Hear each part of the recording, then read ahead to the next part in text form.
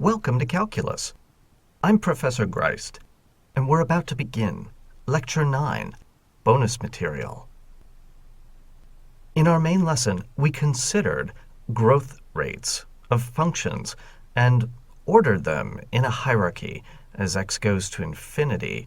This led to a language for discussing and controlling that growth, both as x goes to infinity and as x goes to 0.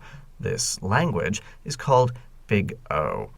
Before we get to that, there's one thing that we need to reconsider a little bit.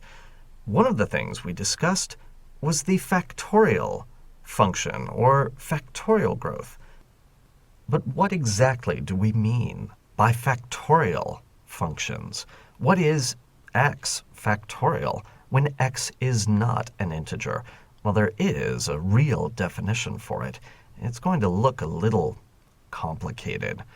The definition of x factorial is the integral as t goes from 0 to infinity of t to the x times e to the minus t dt.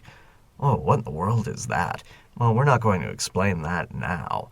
We'll get to that later in this course, maybe in Chapter 3. But for the moment, one thing to know is that this definition satisfies the property that factorials have, namely that x factorial equals x times quantity x minus 1 factorial, at least for x positive. And also, n factorial, for an integer, agrees with this definition. Now, I'm not going to prove that now. We'll talk about that later in the course. What I want to argue is that this factorial growth beats exponential growth. In the case where x is an integer, a positive integer, then we get x factorial being the familiar x times x minus 1 times x minus 2, etc., all the way down.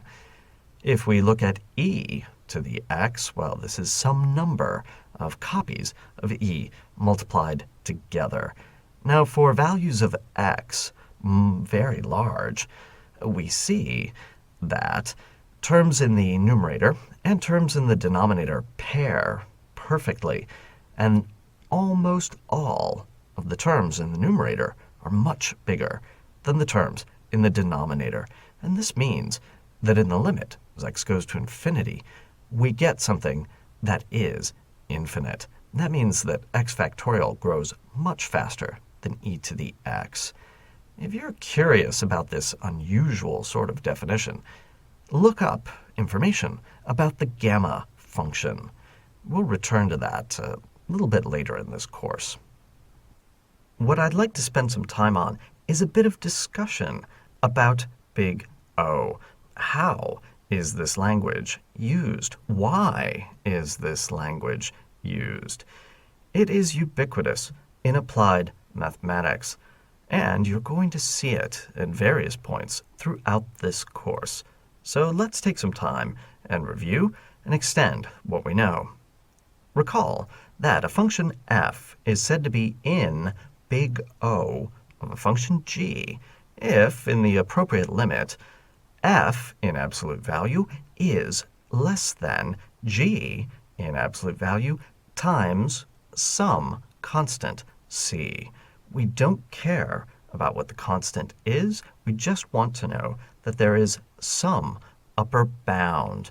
Again, this holds in the limit as x is going to wherever we're interested in looking at. Maybe x is going to 0, or maybe x is going to infinity.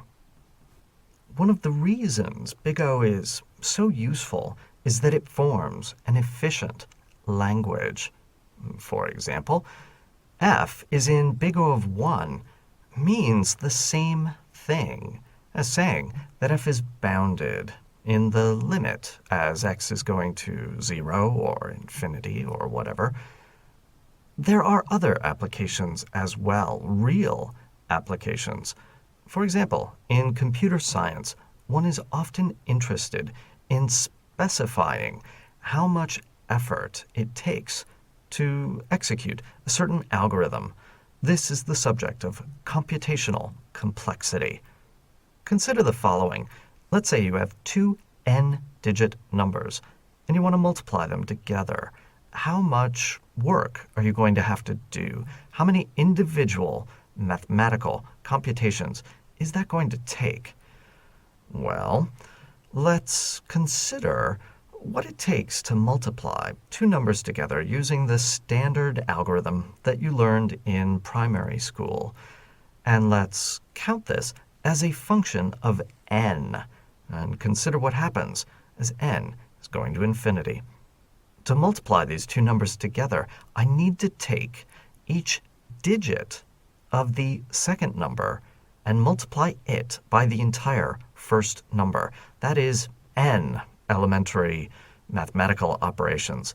Well, maybe it's not n. Maybe we should call it 2n because of the fact that you have to multiply 6 times 3, 18, write the 8, carry the 1, etc. We'll pick some constant times n, but we need to do that for each of the n digits in the second number. Well, we're still not done because we need to take all of those resulting products and add them together. And I'll let you try to figure out how much effort is involved in that addition. It's, some number times n times maybe n minus 1. I don't know. I'm not a computer scientist. I'm a mathematician. But neither I nor the computer scientist needs to worry about these exact constants.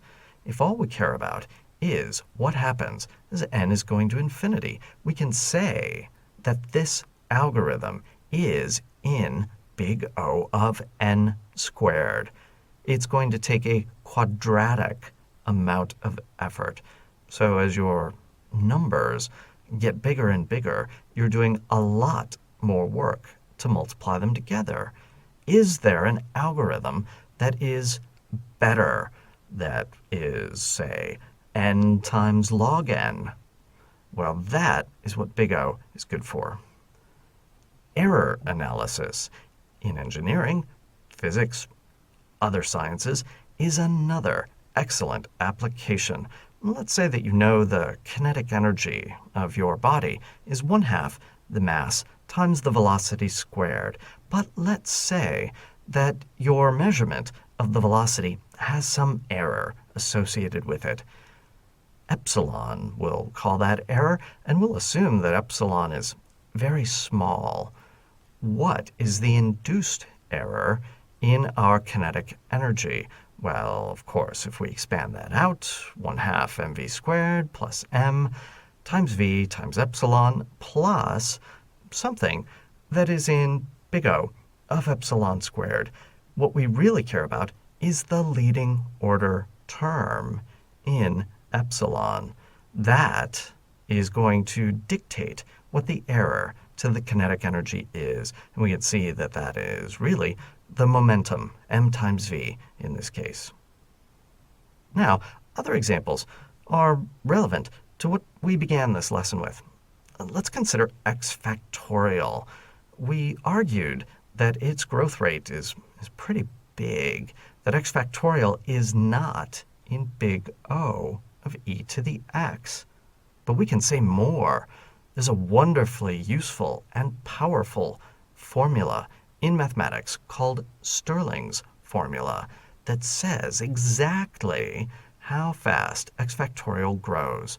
One form of this says that log of x factorial equals x times log of x minus x plus some remainder term that is in big O of log of x. Perhaps the stronger version of Stirling's formula will be a bit more transparent.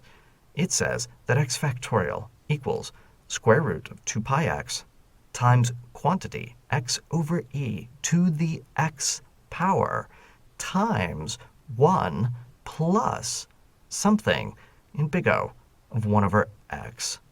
Now, you don't need to memorize either of these. They're wonderfully useful in probability, in combinatorics, in lots of areas. But what I want you to see is that the appropriate language for expressing how fast x factorial grows as x goes to infinity is big O. Pure mathematics uses big O as well. If we define the function pi of x to be the number of prime numbers less than x. Let's restrict to positive primes, of course, and x is going to be, let's say, integer valued. Doesn't matter. Then, one thing we could say is that the number of primes is big O of x. But that's a vacuous statement. Not every integer is prime. We'd like some idea of how many primes there are. Well, of course, there are infinitely many primes. But we'd like to know a bit finer information. What kind of density do the prime numbers have within the natural numbers? Well, we can use the language of big O to state the prime number theorem, which says that pi of x is to leading order x over log of x.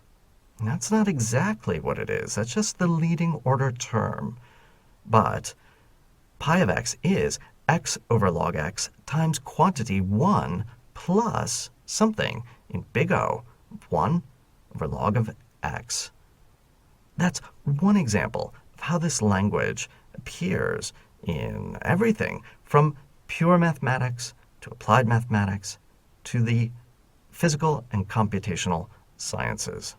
It'll take a little while to get used to this language. It's going to take a bit of practice. Most students find it a bit unlike things that they've learned in the past because of this arbitrary constant. But do a few practice problems, and you'll see big O cropping up later in the course.